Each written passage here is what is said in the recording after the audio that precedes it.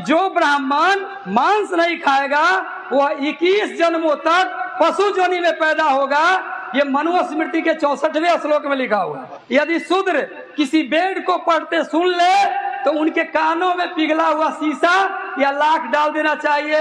ब्राह्मण चाहे अयोग्य हो उसे न्यायाधीश बनाया जाए, नहीं तो राज मुसीबत में फंस जाएगा। मांसाहार करने से बाघिन में जन्म होता है, दही खाने से बिल्ली में जन्म होता है। उस दिन अगर महिलाएं दही खाएगी तो बिल्ली में जन्म होगा। मिठाई खाने से चींटी में। अरे जब आप क्षत्रिय हैं तो अखिलेश यादव जी का कुर्सी क्यों शुद्ध करवाया जाए गंगा जल से और गौमूत्र से?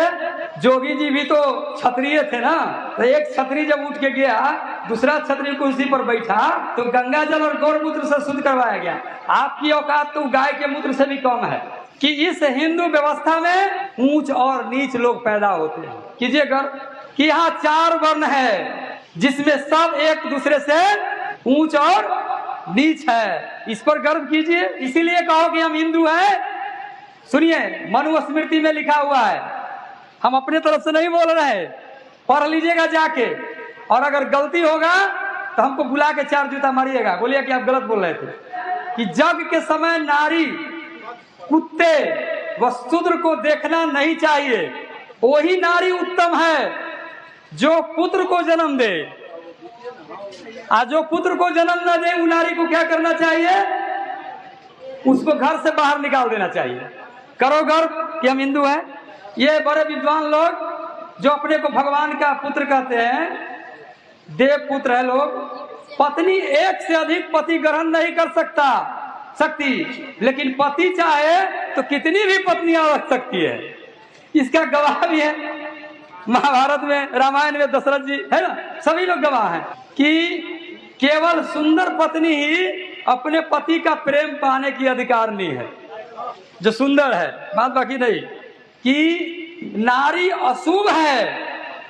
जग के समय नारी कुत्ते व शूद्र को देखना नहीं चाहिए, अर्थात नारी और शूद्र कुत्ते के समान है। मनु ने ब्राह्मणों को संपत्ति प्राप्त करने के लिए विशेष अधिकार दिया है। वह तीनों वर्णों से बलपूर्वक धन छीन सकता है अथवा चोरी कर सकता है। ये मनुस्मृति का लाइन है, सब हम अलग से नहीं बोल रहे हैं। कि जो ब्राह्मण मांस नहीं खाएगा वह 21 जन्मों तक पशु जोनि में पैदा होगा। ये मनुस्मृति के 64वें श्लोक में लिखा हुआ है। यदि शूद्र किसी वेद को पढ़ते सुन ले तो उनके कानों में पिघला हुआ शीशा या लाख डाल देना चाहिए।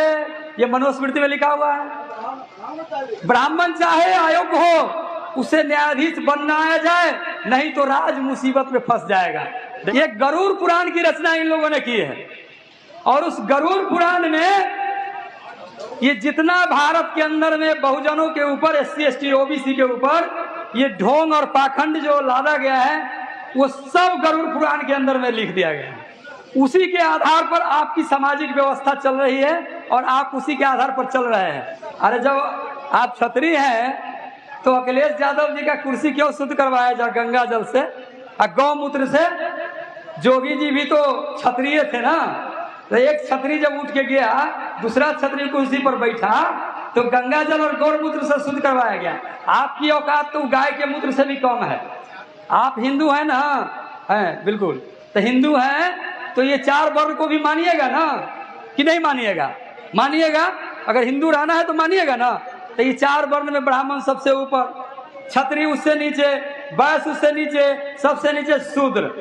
ब्राह्मण जाति भी है, वर्ण भी है, क्षत्रिय जाति भी है और वर्ण भी है, वैश्य जाति भी है और वर्ण भी है, और शूद्र में 6743 जाति है। गर्व से कहिए कि हम 6743 जात में बटे हुए हैं। कहिए गर्व से कि हम हिंदू हैं। आप भी अगर गर्व करते हैं तो आपके पढ़ने लिखने पर लानत है कि आप पढ़ाई लिखाइए।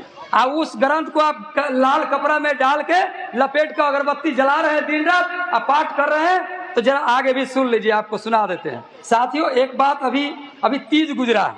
हमारी महिला लोग खूब तीज करती है ना। अरे भाई, दिमाग कहाँ रखते हो?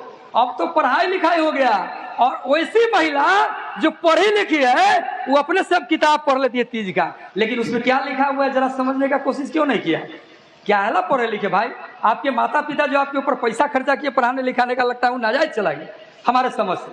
मैंने देखा तीज के दिन जब हम हॉस्पिटल से रात को थोड़ा लेट से निकल रहे थे, तो देखिए कि रोड पर तो इतनी भीड़ लगी हुई है कि लोग टहल रहे हैं। अरे भाई क्यों टहल रहे हैं भाई? तो सुने कि बलू अजगरी में जन्म होगा अगर आज सो जाएंगे तो हमने तो हकीकत किया कि भाई ऐसा कहा है लिखा हुआ कहीं। तो उस किताब का एक पन्ना देखिए, आप लोग को दिखाते हैं जरा। हरतालिका तीज व्रत किताब का ये पन्ना है, मैंने फोटो कॉपी लेकर आया है उसका, इसमें फोटो खींच लिया उसी किताब से। पहले ऊपर संस्कृत में लिखा हुआ है और उस संस्कृत का मैं हिंदी सुना देता हूँ। संस्कृत तो हमारे लोग समझते नहीं है, वो देवताओं की भाषा है, सिर्फ देवता समझते हैं, देवता के अलावा कोई नहीं समझता है। हमारे लोग सुनते रहते हैं, वो गाली दे रहा है कि आपको आशीर्वाद दे रहा है, पता नहीं है सुन रहे हैं, पीढ़ी दर पीढ़ी से सुन रहे हैं। अरे भाई दिमाग का बत्ती जलाइए कम से कम। लिखा है तीज के दिन अगर आप मांसाहार करते हैं, महिलाओं के लिए है, पुरुष के लिए नहीं, सिर्फ महिलाओं के लिए, सब पर गौर कीजिएगा। मांसाहार करने से बाघिन में जन्म होता है, दही खाने से बिल्ली में जन्म होता है। उस दिन अगर महिलाएं दही खाएगी तो बिल्ली में जन्म होगा। मिठाई खाने से चींटी में, और कुछ भी अगर खा लेंगे तो क्या चीज में जन्म होगा जानते हैं? मक्खी में जन्म हो जाएगा, क्योंकि मक्खी तो कुछ पर बैठे रहता है ना। देखिए कितना दिमाग लगाया है भाई, इतना दिमाग वाला है लोग, और हम लोग के बेवकूफ़ी से वो अपना दिमाग वाला बना हुआ है। ऐसा नहीं है, हम लोग की बेवकूफ़ी की वजह से दिमाग लगा। आगे देखिए, लिखता है कि तीज के दिन अगर अन्न खाने से सुगरी में जन्म हो जाएगा, फल खाने से बंदरिया में जन्म होता है, पानी पीने से जोंक में जन्म होता है, दूध पीने से सापिन में जन्म होता है, उस रोज सोने से अजगरी में जन्म होता है। तो यही हमको मिला रहे, तो ठीक है बोल रहा था कि इसीलिए रात भर महिला लोग हम रोड पर बुला रहे कि कहीं सो जाएंगे तो अजगर में जन्म हो जाएगा। अरे तो हमको मिल गया, हम देखिए तो किताब में सही में लिखा हुआ है। आप देखिए कि कुछ नहीं खाओ, मर जाओ उपवास से, पानी नहीं पीना है, पानी पियोगे तो जोक में जन्म हो जाए, यानी सब चीज पर पाबंदी। ये डर का खेती नहीं है तो क्या? इसीलिए सभी स्त्रियों को उस दिन व्रत करना चाहिए, माने उपवास करना चाहिए, कुछ नहीं खाना चाहिए, क्योंकि कुछ खाएंगे तो गड़बड़ हो जाएगा, कि सब पर तो लिख ही दिया। आगे लिखता है कि वह इस प्रकार सभी स्त्रियों को व्रत करना चाहिए, अगर ऐसा व्रत करती है तो वह मेरे समान पति पाती। अरे भाई दिमाग के अंधे लोग, उन्हीं के समान पति मिलना पाना था, इसका मतलब है कि कुमारी लड़की को करना चाहिए। अगर ये सही भी है, थोड़ा देर के लिए मान ले कि अगर ये सही भी है तो कुमारी को करना चाहिए। बिहाल कहला करती है, उनको तो पति नहीं चाहिए ना, जो ब्याह हो गया जिनको। देखिए ये अंधे लोगों को। हे देवी, मैंने यह सब व्रतों में उत्तम व्रत बतलाया है, जिसके करने से प्राणी सब पापों से छूट जाता है, इसमें कुछ भी संशय नहीं है।